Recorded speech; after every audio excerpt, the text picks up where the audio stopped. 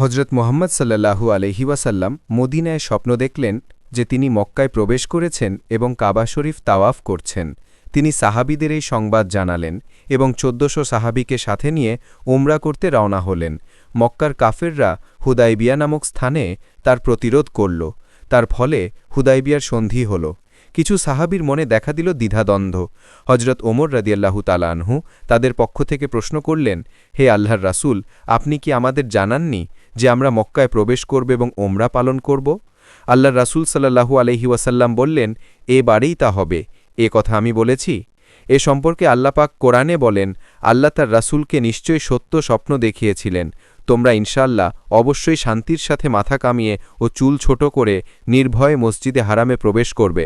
তোমরা যা জানতে না, আল্লাহ পাক তা জানতেন, তাই তার আগেই তিনি এই নিকটবর্তী বিজয় দান করলেন। সূরা আল ফাতাহ আয়াত ২৭। এই ঘটনা থেকে বোঝা যায় স্বপ্নের মাধ্যমে নবীকে মক্কায় প্রবেশের পদ্ধতির জানাইয়া দেয়া হয়েছিল। তিনি সঙ্গী সাথীদের নিয়ে মক্কার দিকে যাবেন, কাফেররা তাকে বাধা দেবে এবং শেষ পর্যন্ত সন্ধি স্থাপন হবে। সেই সন্ধিসূত্রে পরবর্তীতে ওমরাও করা যাবে এবং ভবিষ্যতের বিজয়ের পথও খুলে যাবে। এ থেকে বোঝা যায় কোরআন ছাড়াও অন্যান্য উপায়েও নবী করিম সাল্লাল্লাহু আলাইহি ওয়াসাল্লাম নির্দেশ পেতেন। সুবহানাল্লাহ। বন্ধুরা, ভিডিওটি যদি ভালো লেগে থাকে তাহলে অবশ্যই বেশি বেশি শেয়ার করুন এবং নিয়মিত এমন ভিডিও সবার আগে পেতে সাবস্ক্রাইব করুন। ভিডিওটি কেমন লাগলো কমেন্ট করে জানান। খোদা হাফেজ।